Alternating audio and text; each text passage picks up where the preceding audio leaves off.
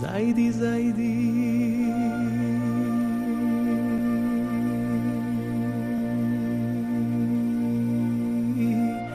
Ясно. Добре дошли в Македония. Една от най-младите държави в Европа с проблемно име и проблемна история. Там, където Югославия е романтичен спомен, а България – мръсна приказка. Тук, в Скопие, има паметна плоча, която оказва къде е била родната къща на майка Тереза. Тук също можете да видите и параклис, вдигнат в нейна чест. Иначе, на една от най-красивите улици в Скопие, която носи името Македония, откриваме друга една табела. Тук няма как да има паметник на Тодор Александров, Мара Бунева или Ванче Михайлов. Тук не е съвсем препоръчително да си българин, поне официално, защото можеш да пуснеш телевизионен канал на сръбски или албански, но ако евентуално покажат какъвто и да било филм с български субтитри, тогава моментално става дума за великобългарска пропаганда. И това е съвсем вреда на нещата, защото македонците не са българи. Нещо повече, в тяхното разбиране и българите не са съвсем българи, както личи от тази публикация. Феноменот на Балканот е што секој тврди дека од сите страни граничи со самиот себе си. И за Белград македонците се срби, за Софија македонците се бугари, за Атина македонците се грци, за Тирана македонците се албанци.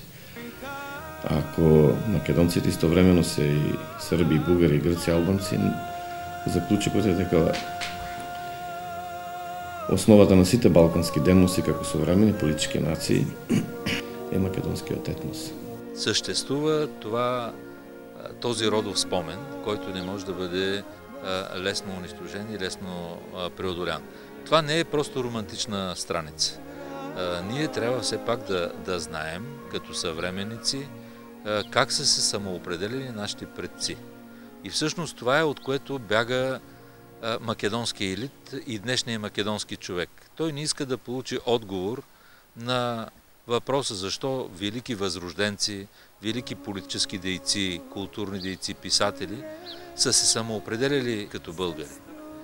А предпочита да избяга в дебрите на античността, далеч във времето на древна Елада, на Александър Македонски и да търси там някакви свои измислени корени. В същото време, по официални данни на Агенцията за българите в чужбина, само през миналата година 2283 македонски граждани са представили документи за български произход. А за последните няколко години, особено след влизането на България в Европейския съюз, между 20 и 30 хиляди македонци са взели български паспорти. По официални данни на Скопие, в бивша Югославска република Македония живеят около 300 българи. Има и албанци што се декларираат за бугари, па имаат бугарско државјанство, меѓутоа сметаме дека тоа е колку што е од економска природа за тие што бараат државјанство за да полесно влезат во земјите членки на Европската унија. Етничкото потрекло е индивидуално право. Нема орган или полиција што може да открие какви се моите чувства. Ниту пак верувам дека декларацијата дека тие што зеле бугарско државенство ти се бугари со нотарска изјава пред нотар е верна на нивното чувство, кои си што се. Какво ще кажете за бившия премиер Георгиевски? И той има българско гражданство. Во секоја нација има одроди. На крајот на криштата државјанството не представува потврда за етничкото потрекло.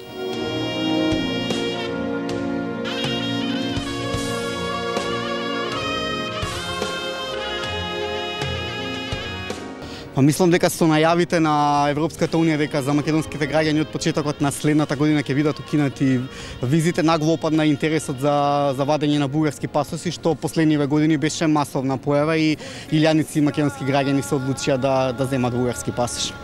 Много македонци живеят в съседство с Гърция, други са били част от Югославия, но преимуществено те търсят български паспорти, не търсят гръцки, не търсят словенски. Вероятно тоа е затоа што постапката за издавање бугарски пасош е многу по-слободна и по-брза за издавање на бугарски пасоши и на македонските граѓани единствено само Грција има останата земја која е Европската унија. Знаеме со целата ситуација дека тешко оди целата постапка и веројатно затоа се одлучуваат да земат бугарски пасоши, а не некој пасош од некоја друга држава европска.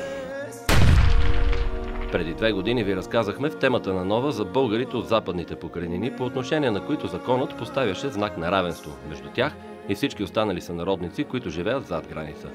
И макар в Босилеград да плачат, когато чуят българска песен, или там да живее баба Тимка, която е родена преди Ньойския договор, законът е категоричен. Нашата камера е наблизо 600 км от Скопие, в Суботица, съвсем до границата с Унгария, където откриваме един друг българин, който може да бъде едновременно и унгарец, но е раждан в Сърбия и се гордее с името си, което е българско. Аз съм Крум. И всички го знаят тук, че съм Крум. Живеем тук 10 години. По принцип, говориме за нещо, което се казва българин. Понеже живеем в среда, където национализъм е излишен, няма го. Хората са прияти на един много хубав начин. Тук е Унгария на 10 км. Иска да ви кажа, че паспорта, който е много важен за някои хора, на мен не е много важен. И унгарски, ако трябва тук след едно известно време да го получим. Така ли е?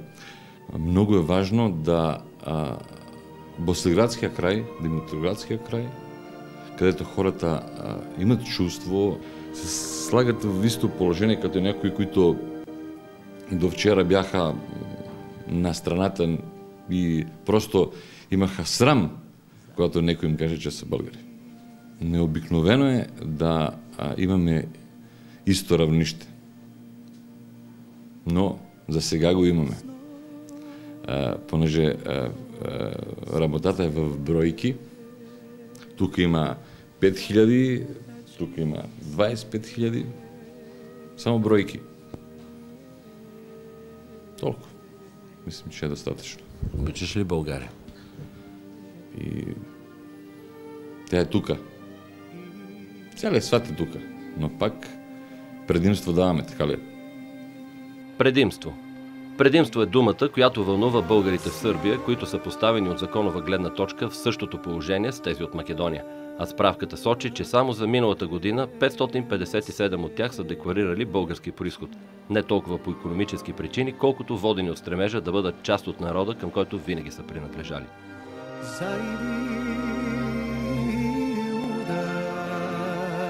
Чували ли сте за банатските българи?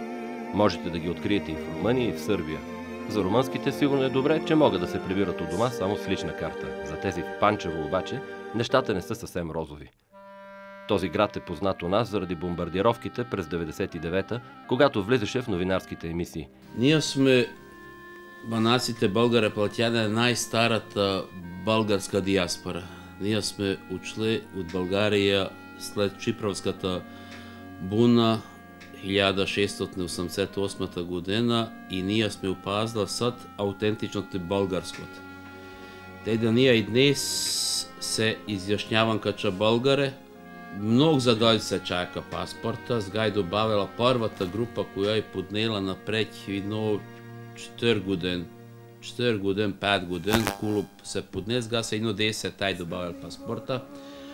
Аз лично не съм поднел захтева, че не за това, че аз нещата трябва да гонят, че съм аз. Всички знаят, че съм аз българин, неща да доказвам, че всички знаят, че съм аз българин и че съм нормален българин. Не съм голям, не съм онен, ама лесно е да се бои българин у София. Не е лесно баш да се бои. Ние сме най-западните българи у Иванова. Да се погледа картата, ние сме най-западни българи и най-южни маджари.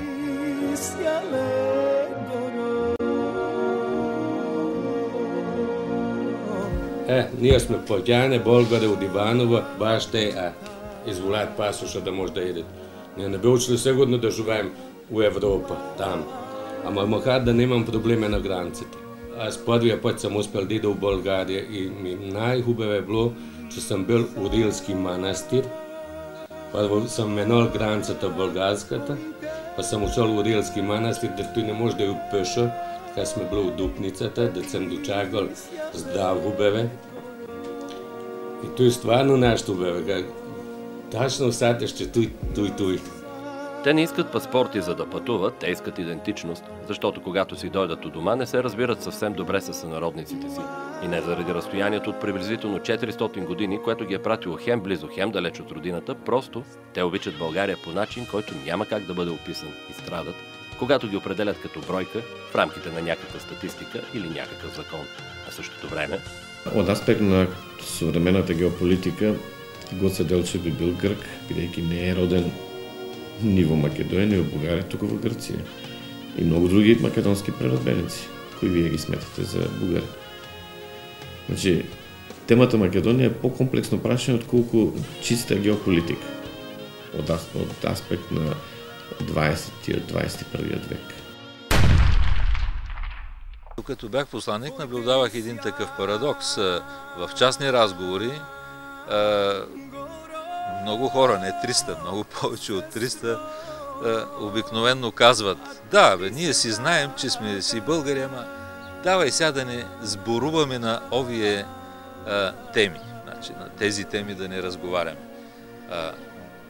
И има ги тези хора в Република Македония. Въпросът е, че политиката е направила така, че ги оставя извън борда на държавното управление, извън борда на участие в обществения живот.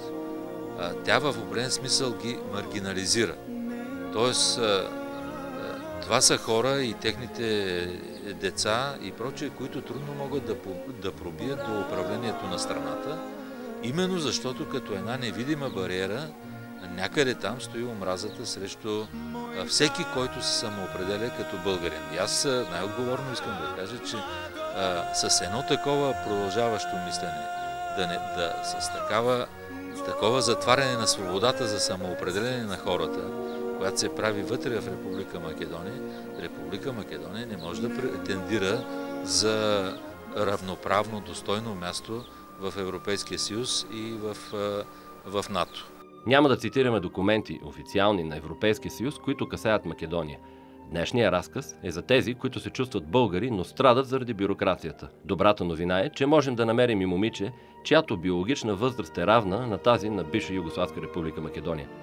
Здрасти, аз тук в България съм от октомври, значи от месец октомври, и тук съм студент в Благоевград, специалност английска филология, първи курс съм. И така, по-прилично съм задоволна от тук. Имам много приятели, хората са страхотни, дружиме се, си помагаме всички, като братя сме, като един народ. И така, сложни сме, супер. В Македония често пъти отбелязват годишнината от битките, в които македонците са паднали жертва на великобългарските окупатори. Иначе ни изпращат добронамерено.